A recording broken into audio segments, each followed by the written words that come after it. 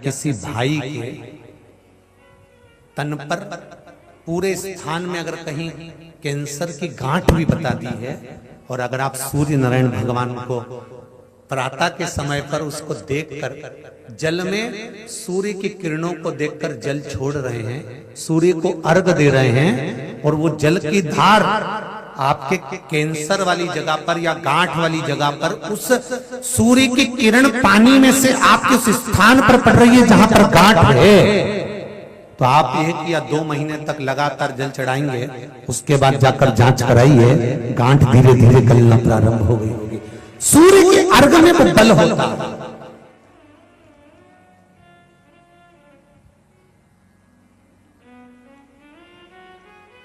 एक लोटा जल आप चाहे शंकर को चढ़ा रहे हो, चाहे सूर्य को अर्घ दे, जल जल है, जल की बड़ी महत्वता है। क्यों लोग क्यों जल की इतनी महत्वता? त्रिजुगी नारायण कोई जा रहा हो तो वहां से जल बुलवा लो, कैंसर के मरीज को पीना प्रारंभ कर देना चाहिए, रोग ठीक होने लगेगा। कोई अटक्कर बोल रहा है, तोतला बोल रहा है, तो केदारनाथ जी जाओ, तो सरकारी हॉस्पिटल के पास में ओम कुंड है, वहां का जल बुलवा लो, वाणी ठीक हो जाती है। किसी को मिर्गी का दौरा आता है, चक्कर खा के नीचे गिर जाता है, बेहोश हो जाता है, पांडुकेश्वर का जल बुलवा लो। कोई मदिरा का पान करता है, शराब का नशा नहीं छूट रहा, बहुत प्रयास कर लिया, तो शिव पौड़ी का जल बुलवा लो। हमारे भारत की भूमि पर ऐसे ऐसे कुंड हैं, ऐसी ऐसी बावड़ियां हैं जहां के जल का बड़ा महत्व है, उसके जल को पियो तो।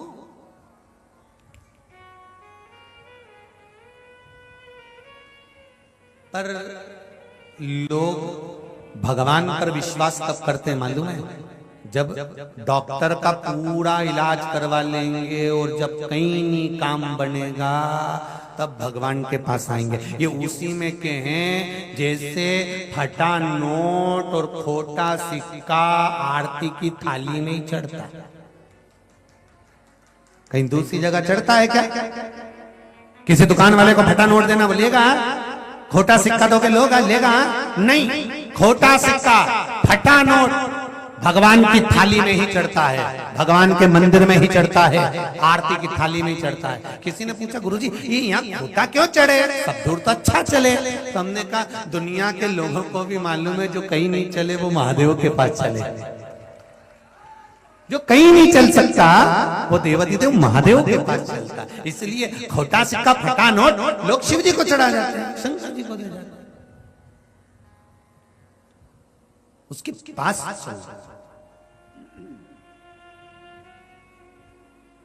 तुम तो पूरा मेडिकल लगा लो, डॉक्टर की सारी दवाई लो, सारी जांचें कराओ, उसके बाद में जब तुम थक जाओ, जब किसी से फिर नहीं बने, तब उस देव अधिदेव महादेव के पास जाओ और उसके पास बैठकर विश्वास के साथ 1 लोटा पानी चढ़ाकर दिल से उसको कहकर आओ, फिर देखा जाएगा अब औषधि लगती है कि नहीं लगती है।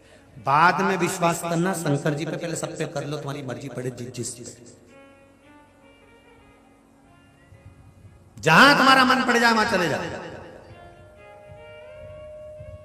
सबके धो किया, फिर आखिरी में शिव जी के पास जाना, क्योंकि मनुष्य आखिरी में वहीं जाता है, फिर वहां से वापस भी नहीं आता। जो शंकर का हो गया फिर उसको कहीं जाने की जरूरत नहीं पड़ती, फिर शंकर जी कहते हैं अब तुझे भटकने नहीं दूंगा, बहुत भटक लिया। तुम खुद देखो ना, आखिरी में लोग शंकर जी के पास जाते हैं। शमशान कौन जीते जी जाता है? किसी का अगर वो तो कोई मरे नहीं तो लोग शमशान भी नहीं जाते, कौन जाएगा? आखिरी में गए शिव के पास, अंत तब पहुंचे। और महाराज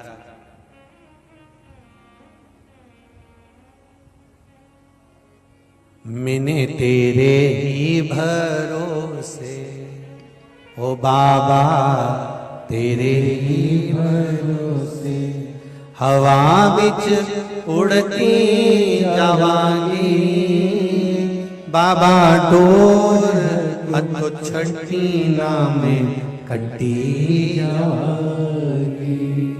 भोले में तेरी पतंग, शंभो मैं तेरी पतंग। हवा विच उड़ती जावांगी, बाबा टोर हल्को छठी नाम कठी जाऊंगी। महाराज पीला चंदन बेलपत्री के दोनों पत्ते पर, लाल चंदन बीच वाले पत्ते पर, शिव मंदिर में जाकर जहां पर शिव मंदिर में ये शिवलिंग है, ये जलाधारी है, ये माता पार्वती का हस्त कमल है जहां शिवलिंग रखा है, ये भाग है, राइट में गणेश जी, लेफ्ट में कार्तिकेय जी, बीच में अशोक सुंदरी है। समझते ना सब लोग। ऊपर से जो बूंद बूंद पानी गिर रहा है, शंकर भगवान की 5 लड़कियां हैं, जया, विषहरा, शामरी बारी, दौतली और देव। शंकर भगवान के 13 बच्चे हैं, उस 13 बच्चे में से 5 कन्याएं शिव जी के ऊपर है। पांचों का नाम आप सब बोलेंगे, जया, विषहरा, शामरी बारी, दौतली और देव। ये शिव जी की 5 लड़कियां जो शिव जी के ऊपर एक एक बूंद पानी गिरा रही हैं। जो जलाधारी लगती है वो शिव जी की 5 बेटियों के नाम से लगती है। शंकर भगवान की 6ठे नंबर की बेटी अशोक सुंदरी है। जहां से जल बहता है बीच में एक मोटी सी लाइन रहती है, वो शिव जी की छोटी लड़की है अशोक सुंदरी। जहां शिवलिंग रखा हुआ है, गोल जो भाग होता है वो माता पार्वती जी का हस्त कमल। राइट में गणेश जी, लेफ्ट में कार्तिकेय जी, जहां से पानी बह रहा होता है। पानी गिरने के बाद में जितनी दूर तक मंदिर के फर्श से निकलकर जितनी दूर तक जाता है, वहां 33 कोटि देवी देवताओं का निवास होता है। इसलिए शंकर जी के जल को लांघा नहीं जाता।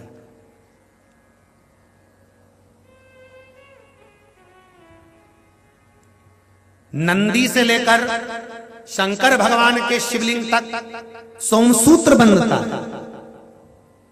क्या बनता है? सोमसूत्र।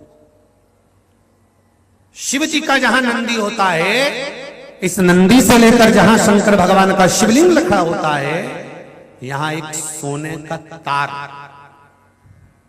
जो प्राण प्रतिष्ठा करने वाले होते हैं ब्राह्मण जन, वो बताते हैं कि यहां से वहां तक एक सूत्र डलता है, सोम सूत्र, नंदी से शिवजी तक। क्यों? कि हम अगर नंदी के पास बैठकर कोई बात अपने दिल की कहें तो शंकर जी तक वो बात पहुंचे, उसको सोम सूत्र वहां से लेकर वहां तक।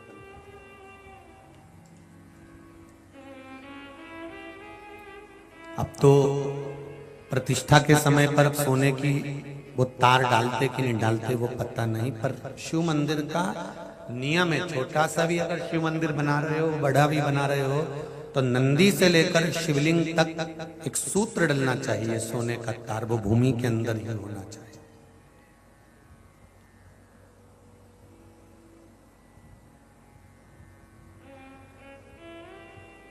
वो भूमि के अंदर हो। जब फर्श लगे तो उसके अंदर की यहाँ नंदी बैठेगा, तो यहाँ से लेके यहाँ तक शिव जी है, यहाँ से यहाँ तक एक तार डाल दिया, एक सूत्र बांध दिया। वो सूत्र क्या काम करता है? सोम सूत्र की प्रामाणिकता क्या है? क्या कार्य करेगा वो? तो वो एक कार्य करता है। आप एक दिन मंदिर गए हो और मंदिर जाने पर अगर आपने एक दिन जल चढ़ाया है, नारी का बीच में रजो धर्म आ गया, वो 7 दिन तक अगर मंदिर नहीं गई है, कोई पुरुष बाहर चले गया, कोई काम आ गया, वो मंदिर तक पहुंचा नहीं है, तो 1 हफ्ते तक अगर आपने जल भी नहीं चढ़ाया है, शंकर के नंदी के पास बैठकर आप अगर आए हो, तो ये सोम सूत्र आपके 7 दिन की पूर्ति कर देता है कि 7 दिन आप मंदिर आए हो। भले आप रजोधर्म के समय पर मंदिर नहीं गए, भले किसी कारण से बाहर चले गए, पर शिवजी पर अगर आप जल चढ़ाकर नंदी के पास 2 मिनट बैठे हो, नंदी के ऊपर हाथ फेरा है या नंदी के कानों में कुछ कहकर आए हो, नंदी का स्पर्श कर आए हो, तो सोमसूत्र का वो तार नंदी के भाव से शंकर से कहता है कि वो नित्य प्रति स्मरण किया। नित्य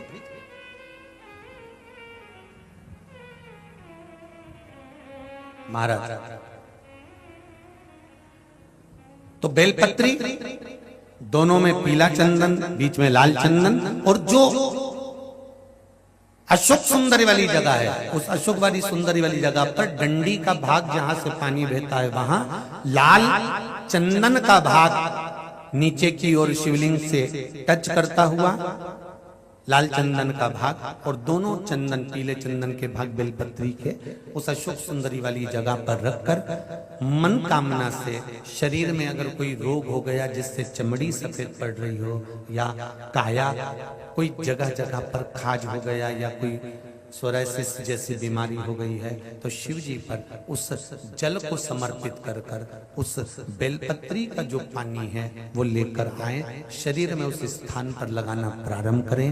धीरे धीरे लगभग 15 से 20 दिन तक अगर क्रम करा और श्री शिवाय नमस्तुभ्यम का जाप किया, ये निश्चित है काया अपने रूप में आना प्रारंभ हो जाती है।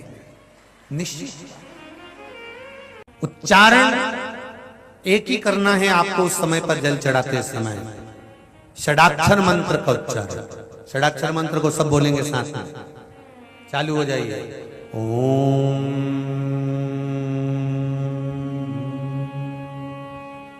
नमः शिवाय, ओम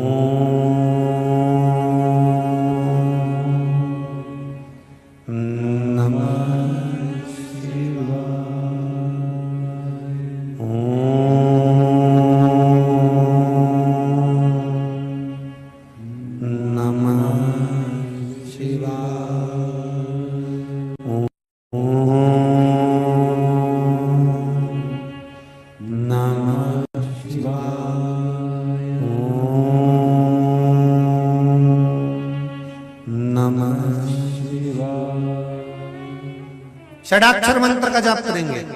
जल चढ़ाते समय तुरंत पलटे। मेरे शिव जी का नाम मेरे शंकर भगवान ने भगवान विष्णु को सत्यनारायण कहा है, इसलिए सत्यनारायण भगवान की कथा कहीं और से नहीं निकली है। सत्यनारायण भगवान की कथा स्कंद पुराण से निकली है।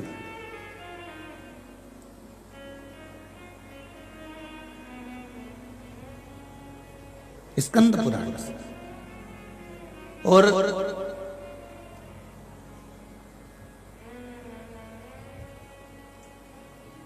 सत्यनारायण भगवान की कथा की मूलता प्रसाद से करी गई कि तुम कथा में पहुंचो ना पहुंचो, तुम प्रणाम करो ना करो, पर तुम आरती में जाओ चाहे मत जाओ, पर आखिरी में सत्यनारायण भगवान की उस कथा में पहुंच जाना। उससे क्या होगा? तो उसमें जो प्रसाद मिलेगा, प्रसाद का मतलब होता है प्रसाद, प्रभु का साक्षात दर्शन। अर्थात हाथ में तेरे जब वो पंजेरी आएगी तो वो पंजेरी नहीं है, तेरा मन भगवान की मंजीरी स्वयं बन जाएगा और तू प्रसाद के रूप में भगवान का दर्शन कर पाए, स्वयं भगवान का दर्शन।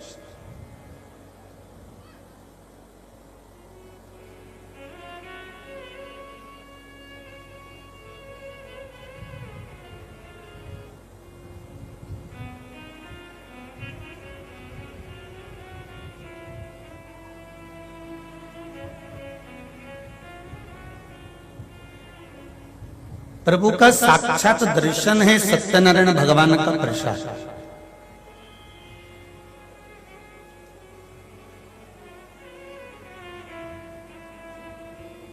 सत्यनारायण भगवान की कथा किस किसने सुनी है? जरा हाथ ऊंचा करो।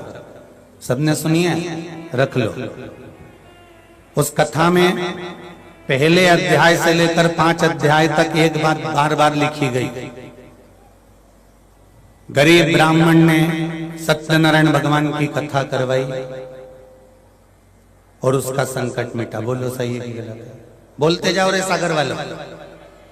और जितनी जिज्जी बैठी है वो भी सब आराम से बोलियो। फिर दूसरे में लक्कड़हारे ने सत्यनारायण भगवान की कथा करवाई। ब्राह्मण को देखकर उसकी भी लकड़ी की कीमत बढ़ गई, बाजार से सामान लाया, कथा करवाई। बोलो सही है? ठीक है। तीसरा, एक राजा के यहाँ संतान नहीं, उसने सत्यनारायण भगवान की कथा करवाई। एक सुंदर कन्या का जन्म हुआ। कन्या का नाम कलावती रखा क्योंकि भगवान की कला से पैदा हुई थी। सत्यनारायण भगवान की कथा को भूल गया, दुख पाया, भटकता रहा। फिर बाद में बाजार गया, दूसरे गांव गया, दुख भोगा। राजा की पत्नी ने सत्यनारायण भगवान की कथा करवाई। ठीक है। फिर अध्याय में आगे बढ़े तो राजा वापिस आ रहा था, उसकी परीक्षा सत्यनारायण भगवान ने ली।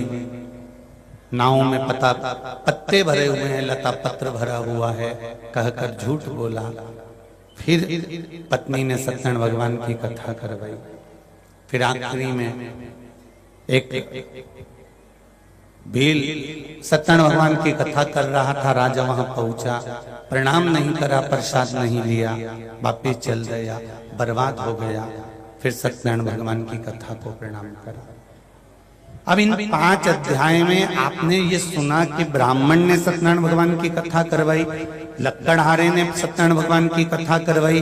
फिर इसमें वर्णन आया कि इसने सत्यनारायण की कथा करवाई, फिर उसकी पत्नी ने दुख भोगा, उसके बेटे ने दुख भोगा, उसके जमाई ने दुख भोगा, सत्यनारायण भगवान की कथा करवाई। इन 5 अध्याय में सत्यनारायण भगवान की कथा का वर्णन किया गया, पर यह समझ में नहीं आया कि सत्यनारायण जी की कथा कौन सी थी जो लक्कड़हारे ने और ब्राह्मण ने करवाई थी।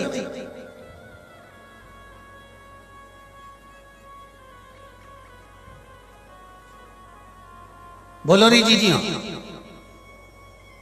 ब्राह्मण ने सत्यनारायण भगवान की कथा करवाई, लक्कड़हारे ने सत्यनारायण भगवान की कथा करवाई, कदली मेवा का भोग लगाया, पूजन। पर सत्यनारायण भगवान की कथा है कौन सी? जिसको लक्कड़हारे ने करवाया था, जिसको ब्राह्मण ने करवाया था, जिसको राजा ने सुना था, जिसको उसके जमाई ने सुना था, और नाव लता पत्र भरकर, तो वो सत्यनारायण की कथा कौन सी थी? तो स्कंद पुराण कहती है वो सत्यनारायण भगवान की कथा कोई दूसरी नहीं थी। भगवान ब्रह्मा और विष्णु ने जो शिवलिंग की उत्पत्ति करी थी, उस शिवलिंग का और छोर देखने के लिए दोनों गए थे। पाताल में मेरे भगवान पहुंच गए थे, उनको भगवान के चरण नहीं मिले थे, तो ब्रह्मा जी के सामने उन्होंने सत्य कह दिया था, इसलिए भगवान शंकर ने उनका नाम सत्यनारायण रख दिया था। ये सत्यनारायण भगवान की मूल कथा का सार तत्व है।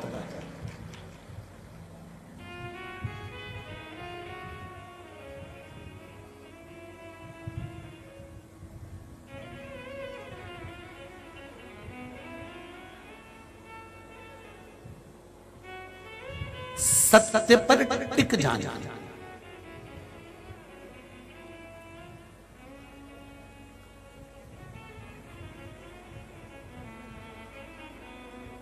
सत्य पर अड़ जाना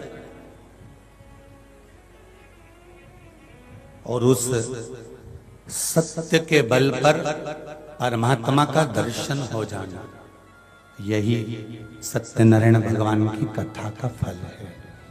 हाथ में जब हम भगवान सत्यनारायण जी का प्रसाद लेते हैं तो उस प्रसाद को लेने का सार्थत्व केवल इतना है कि हम भगवान नारायण जैसे सत्य नारायण बने हैं, उनका प्रसाद ग्रहण कर कर हम भी अपने जीवन में सत्य को उतारें। जब जीवन में सत्य आ जाएगा तो शिव मिल जाएगा, और शिव मिल गया तो जीवन सुंदर हो जाएगा। सत्यम शिवम।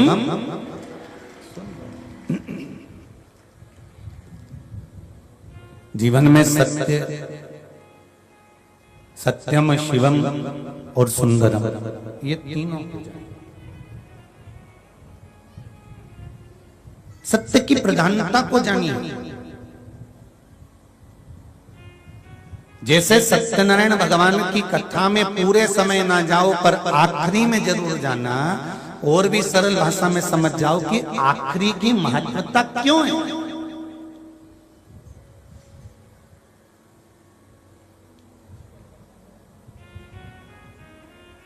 ये दुनिया के लोग इंतजार क्यों करते हैं कि 7 दिन की शिव पुराण पूरी होगी तो हम तो आखिरी दिन जाएंगे,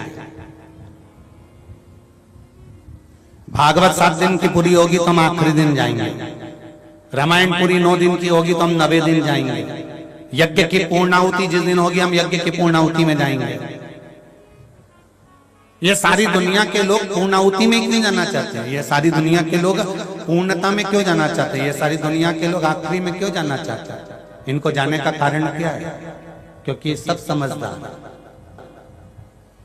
इनको मालूम है अपने यहाँ कोई बियाई जी आ जाए, अपने यहाँ कोई सगा जी आ जाए, अपने यहाँ कोई रिश्तेदार आ जाए, अपने यहाँ मौसी जी आ जाए, नाना जी आ जाए, मामा जी आ जाए, काका जी आ जाए, अपन इनको खूब लड्डू पेड़ा गुलाब जामुन खिलाते हैं, खूब प्रेम से रखते हैं, खूब आनंद में रखते हैं। पर जब बियाई जी जाए, सगा जी जाए, मामा जी नाना जी जब जाने लगे, जब जाने का समय होता है, तभी नाना जी जेब में से फिर पर्स निकालते हैं और 500 का नोट निकाल के छोरा छोरी को दे दे। नाना जी रोज देते हैं क्या? अरे बोलते जाओ जरा जम के, नहीं। मौसी रोज देगी? नहीं। काका जी रोज देंगे? नहीं।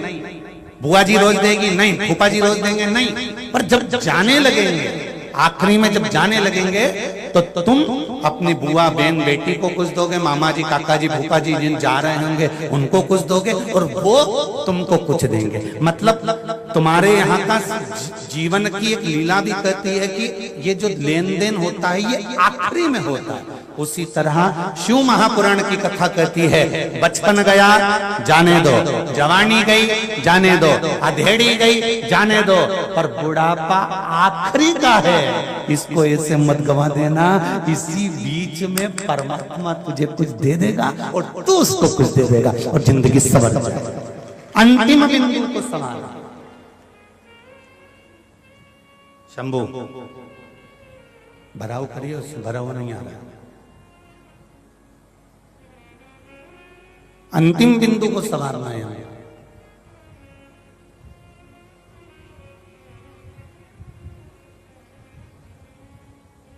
बचपन खेल में खोया, जवानी नींद भर सोया, बुढ़ापा देख कर रोया, सिराने मौत हंसी।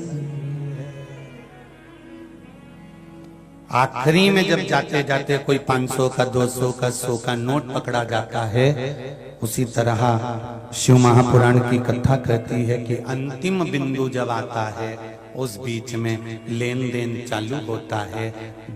मौसा जी इनको देते हैं, और जिनके यहाँ गए हैं वो मौसा जी को या बियाई जी को देते हैं, या काका जी को या बुआ जी को देते हैं, फूफा जी बुआ जी जाते जाते छोटे छोटे छोरा छोरी को देते हैं। उसी तरह अंतिम समय में तुम परमात्मा को दोगे राम नाम, कृष्ण नाम, शिव नाम, तो अंतिम समय में परमात्मा भी तुमको देगा बैकुंठ धाम या कैलाश धाम या गौलोक धाम। अंतिम समय में होता है।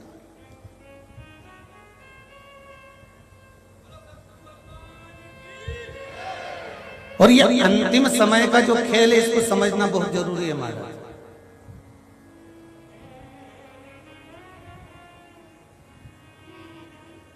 अंतिम समय का जो खेल होता है ना, ये बड़ा विचित्र है।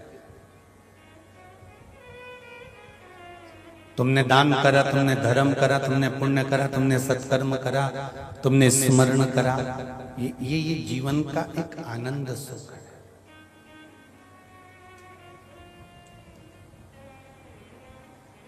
आज मेरे को केसरवानी जी बता रहे थे, गुरुजी यहाँ पर जो पानी की व्यवस्था चल रही है, एक ब्राह्मण परिवार कालेश्वर जी तिवारी हैं कोई, जिन्होंने टैंकर भर भर कर लोगों को मशीनों द्वारा पानी की व्यवस्था कर कर पानी पिला रहे हैं। धन्य ऐसे ब्राह्मण परिवार को मैं नमन करता हूं आपको। सागर की धरा पर भूतेश्वर बाबा की इस पावन सागर की भूमि पर ऐसे ऐसे दानदाता पड़े हुए हैं, उनको मेरा इस व्यासपीठ से दंडवत नमन है हमारा। फिर बताया कि कोई एक अग्रवाल परिवार है, श्रीमती चंदा श्रद्धा जी अग्रवाल, जिन्होंने बड़ा बाजार रामबाग मंदिर से 2-2, 3-3 बसों को लगाकर रखा है मात्र भक्तों को छोड़ने के लिए और ले जाने के लिए। ऐसे अग्रवाल परिवार को भी नमन करता हूं।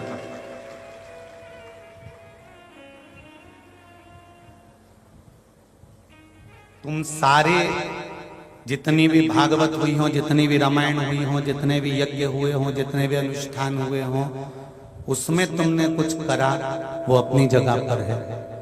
पर शंकर के मंदिर में, शिव महापुराण में एक बार जो थोड़ा सा कर देता है वो मरते दम तक खत्म नहीं होता, वो हमेशा अजर और अमर होता। शिव को अमरनाथ कहते हैं, शंकर भगवान को अमर तत्व कहते हैं।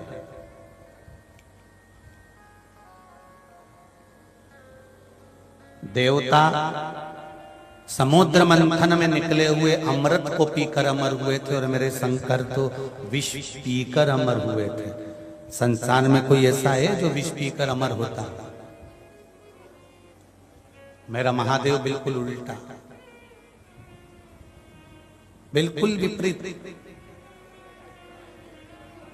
एकदम विपरीत था।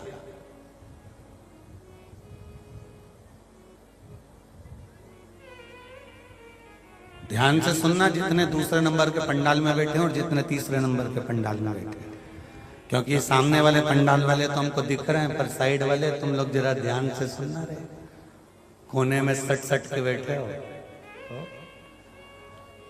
बहुत ध्यान से सुनिए। देवता अमृत पीकर अमर हुए हैं, पर दुनिया में कोई ऐसा नहीं होगा जो विष पीकर अमर होता होगा।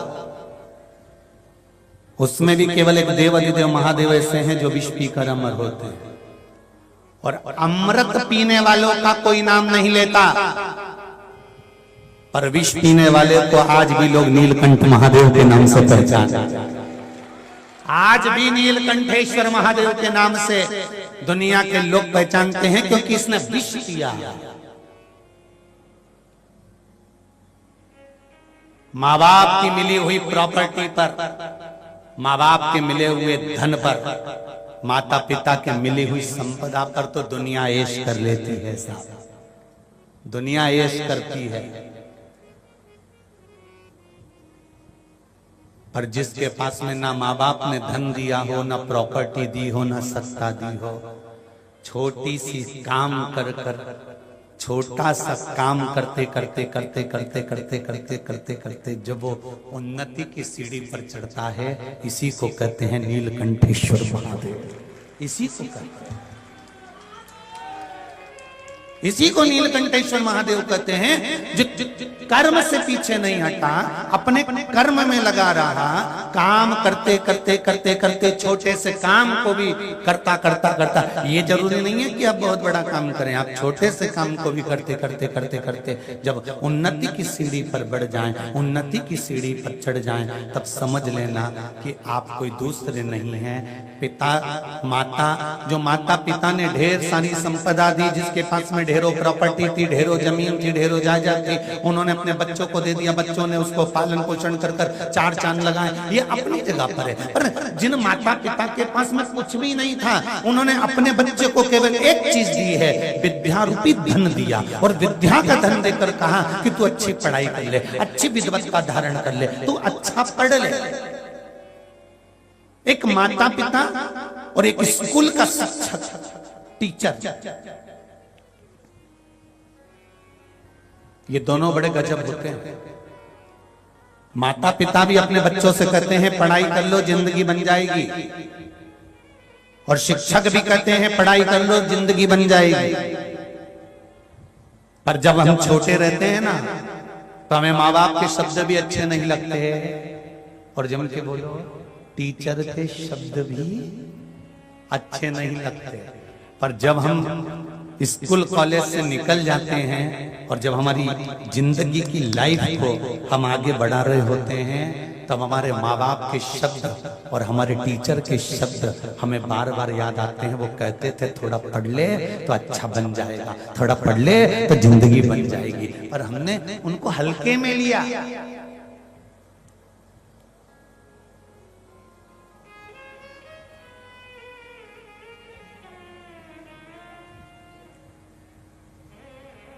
जितने नवयुवक बच्चे यहाँ पर बैठे हुए हैं, जितने बेटे बेटियां यहाँ पर बैठे हुए हैं, जितने आस्था चैनल पर नवयुवक बच्चे कथा सुन रहे हैं, जितने फेसबुक यूट्यूब पर नवयुवक बच्चे कथा सुन रहे हैं, मैं उनसे कहूंगा तुम्हारे माता पिता तुम्हारे मार्ग को प्रशस्त करने वाले हैं, और जो शिक्षक तुमको स्कूल में और कॉलेज में पढ़ा रहे हैं, ये शिक्षक तुम्हारे मार्ग को प्रशस्त करने वाले हैं। आज ये तुम्हें पढ़ाकर लिखाकर अग्रण्यता का भाव प्रदान करेंगे, आगे लेकर जाएंगे।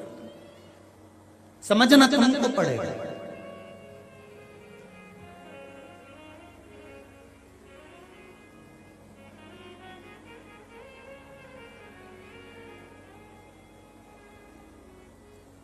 अमृत पीने के बाद तो लोग भले कह दें कि इसने अमृत पिया है, यह अमर हो गया है, पर विष पीने के बाद अगर कोई अमर हो रहा है तो ये देवाधिदेव महादेव नहीं है, उसके सिवाय कोई दूसरा।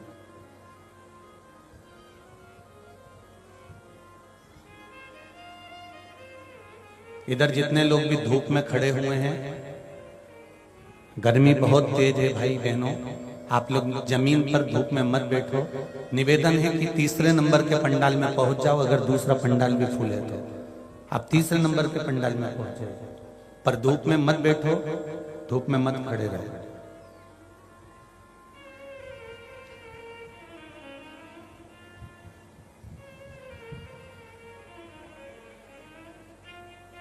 भक्ति, स्मरण, चित्तवृत्ति, भगवान का गुणगान, ये जीवन की सार्थकता है।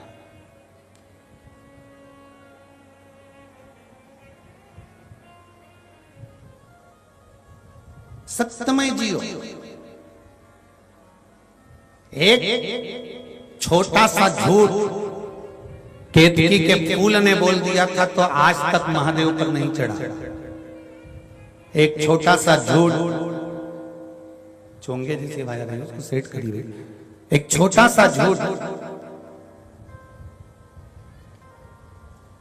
गौ माता ने बोल दिया था तो मुख आज भी झूठन का सेवन कर रहा है। अच्छा ईमानदारी से बोलना रे जीजियों, और जितने भाई बहन यहाँ कथा सुन रहे हैं और जितने आस्था चैनल पर कथा सुन रहे हैं, जितने फेसबुक यूट्यूब पर सुन रहे हैं, तुम्हारे हृदय पर हाथ रखकर बोलना, तुमको मालूम है कि गौ माता में भगवान बसते हैं, तुमको मालूम है कि 33 कोटि देवता इस गौ माता में बसते हैं, तुमको मालूम है कि इसमें देवी देवता बसते हैं, तुमको मालूम है कि गौ माता पूजनीय है, तुमको मालूम है कि इसमें भगवान का वास होता है, तुमको मालूम है कि इसको प्रणाम किया जाता है, तुमको मालूम है कि गौ माता की पूंछ पकड़कर पार लगाया जाता है, तुमको मालूम है कि बेतरनी तरने के लिए गाय की पूंछ का पकड़कर दान किया जाता है, तुमको मालूम है कि सारी दुनिया में गौदान से बड़ा कोई दान नहीं है। उसके बाद भी, इतना ज्ञान होने के बाद भी घर की जो झूठन निकलती है तो भी तुम गाय को ही क्यों देते हो?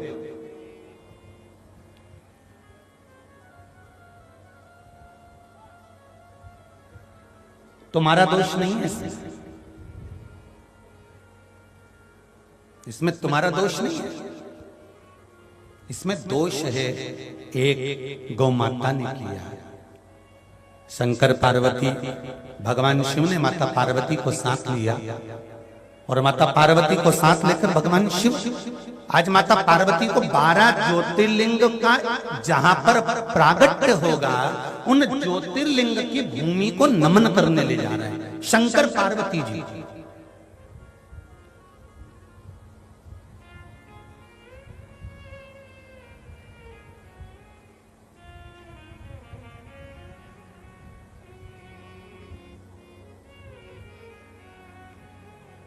मकान बनाने से पहले मकान का भूमि पूजन क्यों होता है? उत्तर दीजिए, बोलो रे भाई। दुकान बनाने से पहले, मकान बनाने से पहले, फैक्ट्री बनाने से पहले कथा जिस भूमि पर होती है उस भूमि पर ध्वजारोहण, यज्ञ जिस भूमि पर होता है उस यज्ञ की भूमि का ध्वजारोहण, मंदिर जहां बनता है उस मंदिर का भूमि पूजन,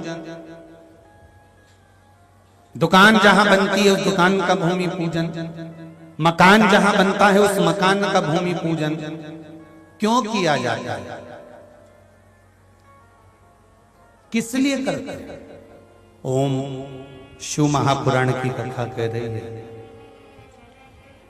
सागर से कि जिस भूमि पर मंदिर बन रहा है, जिस भूमि पर मकान बन रहा है, जिस भूमि पर दुकान बन रही है, जिस भूमि पर कथा होना है, जिस भूमि पर यज्ञ होना है, जिस भूमि पर सत्संग होना है, उस भूमि का भूमि पूजन ध्वजारोहण इसलिए किया जाता है कि उस भूमि पर भगवान का निवास होने वाला है। तो भूमि पूजन के माध्यम से सारे देवी देवताओं को आवाहन कर कर उस भूमि को दिखाया जाता है कि यहाँ पर आपको इतनी तारीख से इतनी तारीख तक आकर विराजमान होना है। अब यहाँ आपका वास होने वाला है, आपका निवास होने वाला है। आप इस भूमि पर कृपा बनाए रखना जिससे यहाँ मकान जल्दी बन जाए, दुकान जल्दी बन जाए, शीघ्र शीघ्र कथा हो जाए, यज्ञ हो जाए, मंदिर बन जाए। इस भूमि को आप आकर संभाल लेना।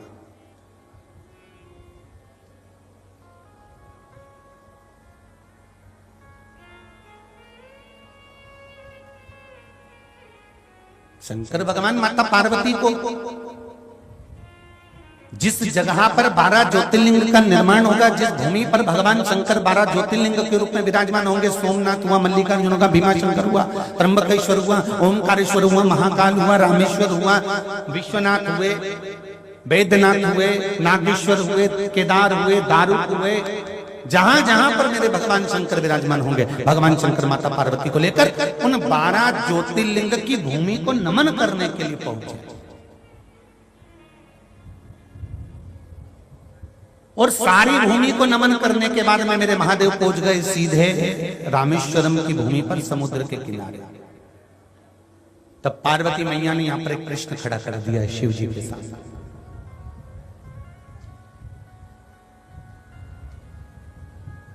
पति और पत्नी, इन दोनों का जो संवाद होता है, यदि पत्नी और पति का अगर संवाद होता है तो संवाद में अगर धर्म की चर्चा होती है तो ये निश्चित है कि गर्भ से होने वाली संतान भी धर्ममय ही होगी। ये निश्चितता, निश्चितता।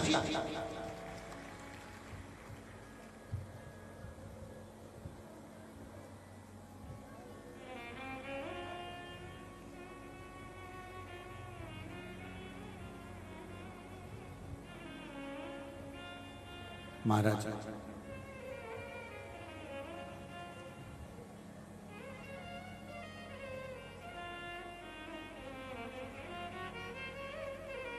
जिससे एक तेज हवा चलती है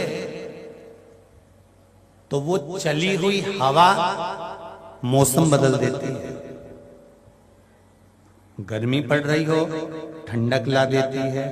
कई बार ऐसी हवा चलती है कि पानी को खींचकर पानी बरसा देती है।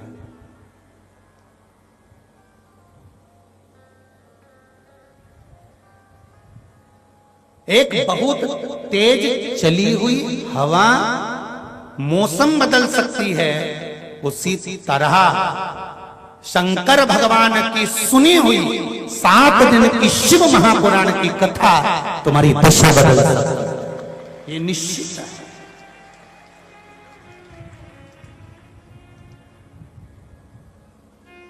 हवा मौसम बदलने का बल रखती है और शिव महापुराण की कथा तुम्हारी दशा बदलने का बल रखती है। ये शंकर की वो कथा है जो तुम्हारी जिंदगी को बदलने का क्रम कर सकती है।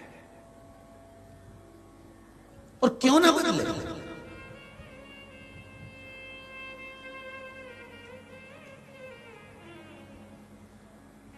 पार्वती मैया प्रश्न करती है शिव जी, होता है दशा कैसे बदलती है? पत्रों में देखो वर्णन किया गया है।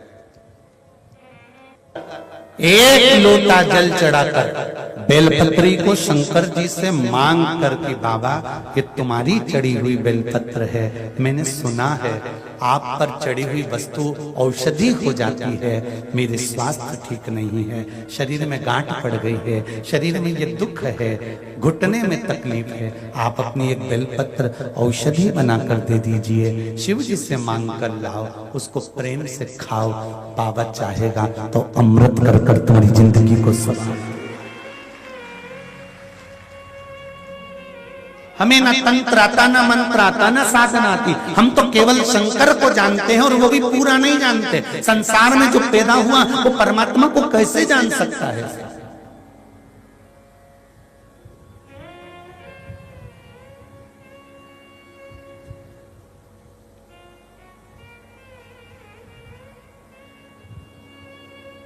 पत्रों का ढेर लगा हुआ है, ढेर पत्र आप लोगों ने भेजे हैं। अब इतने पत्रों का स्मरण कथाओं में करना कठिन है, परंतु फिर भी जो देवाधिदेव महादेव की कृपा भक्ति है वही तो आप लोगों ने लिखा है। तेरा ही दिया मैंने खाया पिया है, तेरा शुक्रिया है, तेरा शुक्रिया है। हम तो कहेंगे अगर श्री श्याम बाबू केसरवानी ने अगर ये कथा करवाई है और उनके 5 पुत्रों ने इस कथा के आयोजन को रखा है तो श्याम बाबू केसरवानी पर कहीं इनके परिवार पर शंकर जी की करुणा हुई और आपके द्वारा शिव की स्तुति हुई, इसलिए कहीं यह कथा।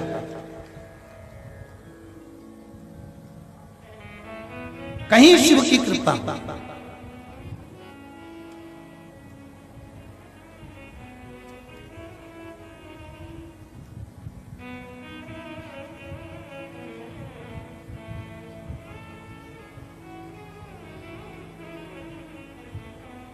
और धन्य ऐसे माँ बाप और धन्य ऐसे पुत्र और पुत्र वधुएं जो आगे रहकर इस पावन शिव महापुराण की कथा में अग्रण्य भाव से, और सागर वालों आपको भी धन्यवाद है जो बसें लगा रहे हो, पानी की व्यवस्था कर रहे हो लोगों को।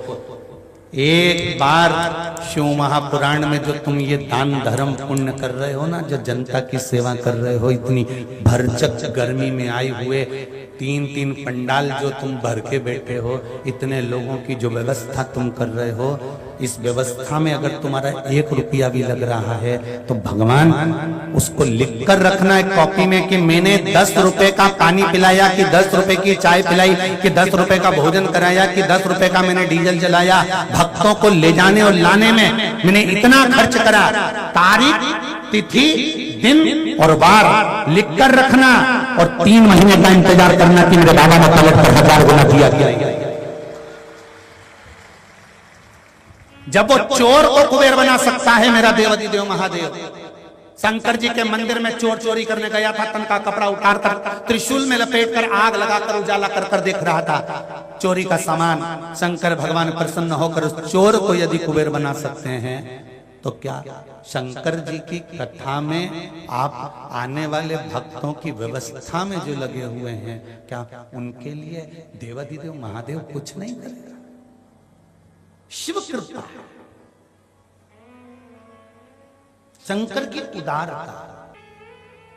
मैं तो बाबा भोलेनाथ जी से यही प्रार्थना करता हूं हर पल, महादेव कोई एक खेल रचा दो महादेव कोई एक खेल रचा दो, सारी दुनिया को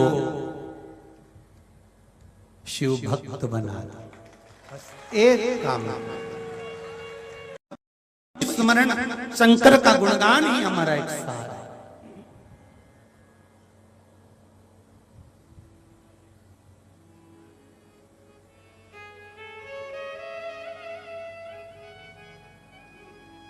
पार्वती जी ने कृष्ण खड़ा कर दिया शिव जी के सामने। 12 ज्योतिर्लिंग की भूमि पर जहां शंकर भगवान का प्राकट्य होगा, जहां ज्योतिर्लिंग शिवलिंग जहां पर प्रकट होगा, ऐसे 12 ज्योतिर्लिंग की भूमि को घूमने के बाद उस भूमि पर पहुंचे हैं रामेश्वर धरा। कथा तो आप टीवी पर सुन लोगे, जो दूर रहने वाले हैं वो टीवी पर कथा सुने चलता है, पर आपके क्षेत्र में अगर कथा हो रही हो फिर निवेदन करेंगे, जैसे शंकर भगवान पार्वती को लेकर 12 ज्योतिर्लिंग की भूमि को प्रणाम करने गए थे। क्यों? पार्वती जी ने पूछा कि यहाँ आने का फल क्या है। शंकर भगवान कहते हैं, जिस धरा पर तीर्थ का निर्माण होगा, जिस धरा पर कथा का निर्माण होगा, जिस धरा पर मंदिर का निर्माण होगा, जिस धरा पर संत साधु सन्यासी तपस्वी साधक उपासक और शिव भक्त जहां पर जाकर बैठेंगे, उस भूमि को मात्र छू लेना, उसकी रज मस्तक पर चढ़ जाना, यही जीवन का सबसे बड़ा कल्याण है। कितने बैठे हो? हजारों लाखों में आप लोग आए हो।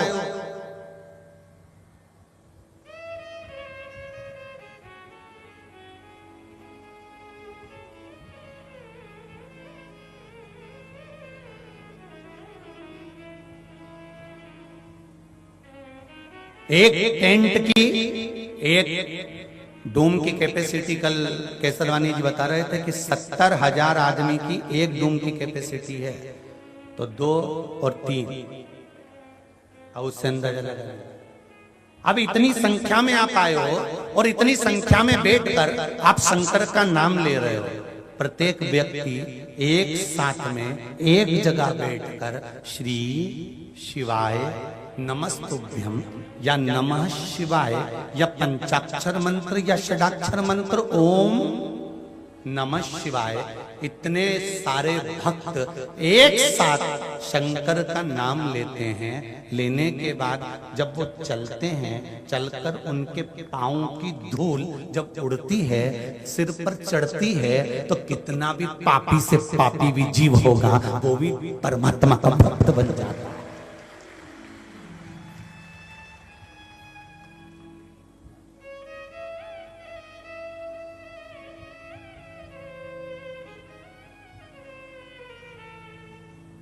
कितना पापी से पापी जीव, वो भी परमात्मा का गुणगान कर कर।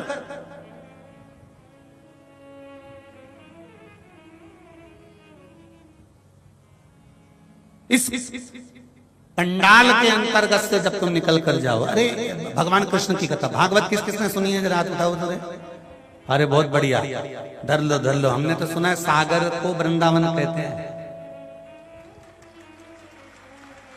हमने तो सुना है सागर को वृंदावन कहते हैं। एक बिहारी जी का मंदिर वृंदावन में है तो दूसरा बिहारी जी का मंदिर हमारे सागर में है। एक राधा रमन लाल जी का मंदिर वृंदावन में तो है, तो एक राधा रमन लाल का मंदिर सागर में है। चिंतामन गणेश एक उज्जैन में है तो दूसरा चिंतामन गणेश सागर में है। भूतेश्वर अगर बैठा है उत्तराखंड की भूमि में तो एक भूतेश्वर मेरे सागर में है। सारे तो तीरथ सागर में आकर बस गए। जरा विचार तो करो, सागर में गागर भरा गया है और गागर में सागर भरा गया है।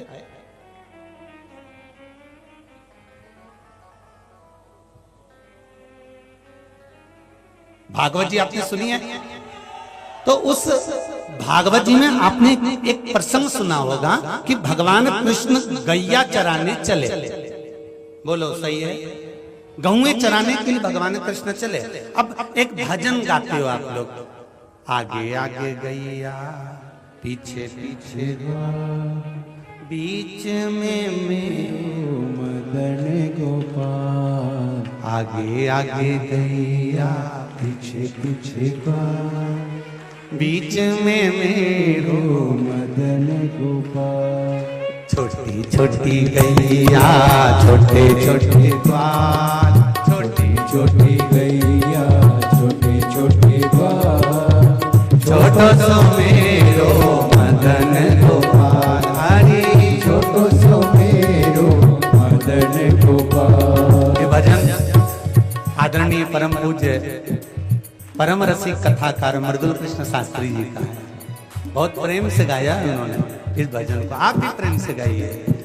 छोटी छोटी गैया छोटे छोटे ग्वाल, छोटी छोटी गैया छोटे छोटे ग्वाल, छोटो सो मेरो मदन गोपाल। हरि छोटो सो मेरो मदन गोपाल। ओरी छोटो सो मेरो मदन गोपाल। हरे छोटो सो मेरो मदन गोपाल।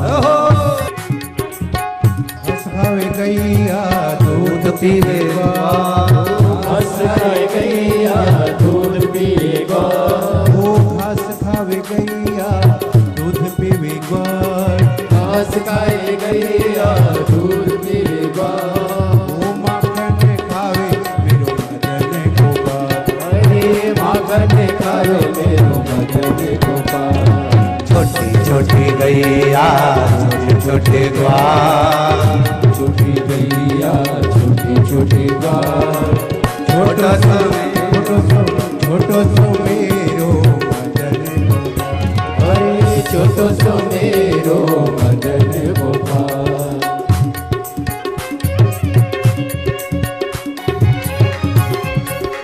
आगे आगे गैया पीछे पीछे ग्वाल, आगे आगे गैया पीछे पीछे ग्वाल।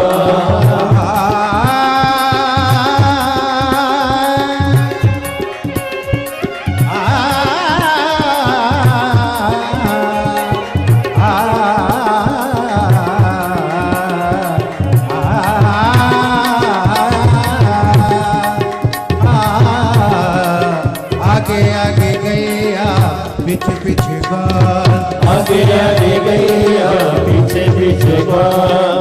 बीच में मेरो मदन गोपाल। हरे बीच में मेरो मदन गोपाल। छोटी गैया छोटी छोटी ग्वाल, छोटी गैया छोटे छोटे ग्वाल। छोटो सो मेरो मदन गोपाल। हरे छोटो सो मेरो मदन गोपाल। छोटी गैया छोटे छोटे ग्वाल, छोटी गैया छोटे छोटे ग्वाल। छोटो सो मेरो मदन गोपाल। हरि छोटो सो मेरो मदन गोपाल। हरि छोटो सो मेरो मदन गोपाल। हरि छोटो सो मेरो मदन गोपाल। जी छोटो सो मेरो मदन गोपाल। हरे छोटो सो मेरो मदन गोपाल। महादेव भगवान शिव की कथा कह रही है। एक भागवत में एक प्रसंग आता है, बड़ा सुंदर प्रसंग है।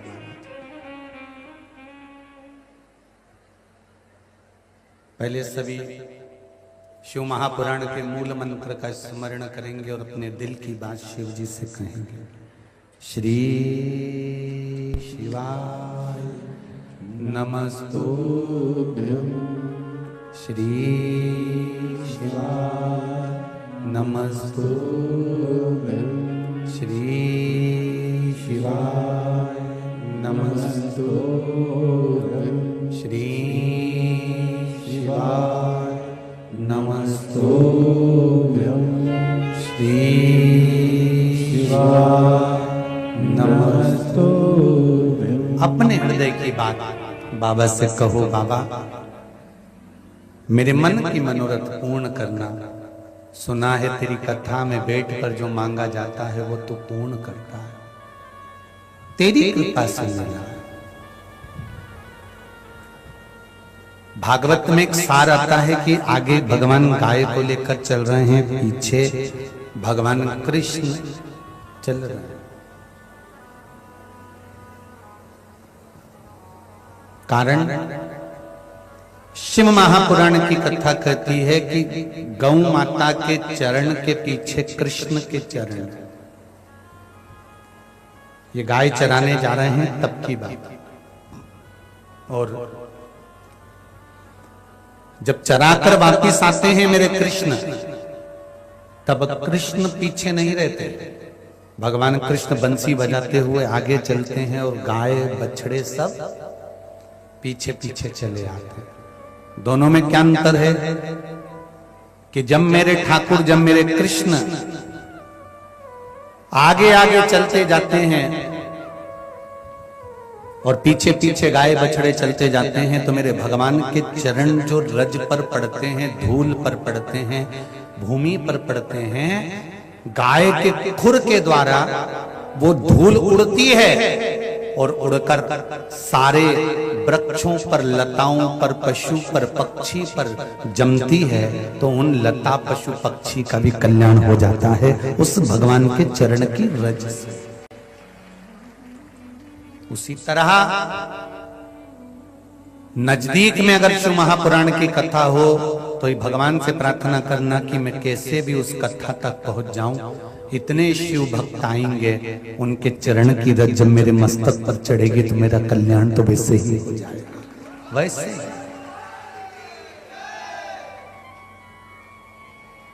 केवल चरण की रज से कल्याण है साहब। और जितने भी आए हो ना यहाँ पर कथा सुनकर जाओ ना, तुम्हारे शरीर पर अगर रज लग गई हो, धूल लग गई हो इस शिव महापुराण की, तो घर जाकर थोड़ी सी झड़ा देना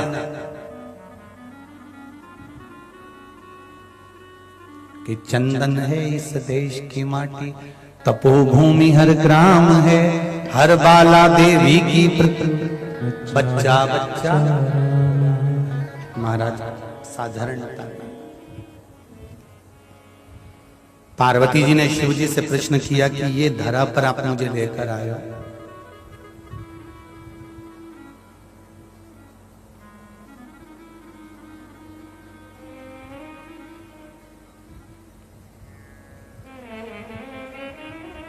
यहां कौन से शिवलिंग का निर्माण होगा? शंकर भगवान ने कहा, पार्वती जब मेरे राम जी के पिताजी भी चले गए होंगे, जब मेरे राम जी के राजपाट को छोड़कर मेरे राघव जी जब वन में आएंगे, पहुंचेंगे, पार्वती जब माता सीता भी उनके पास से चली गई होगी, पार्वती तब मेरे राघव जी के मन को जब लगेगा कि अब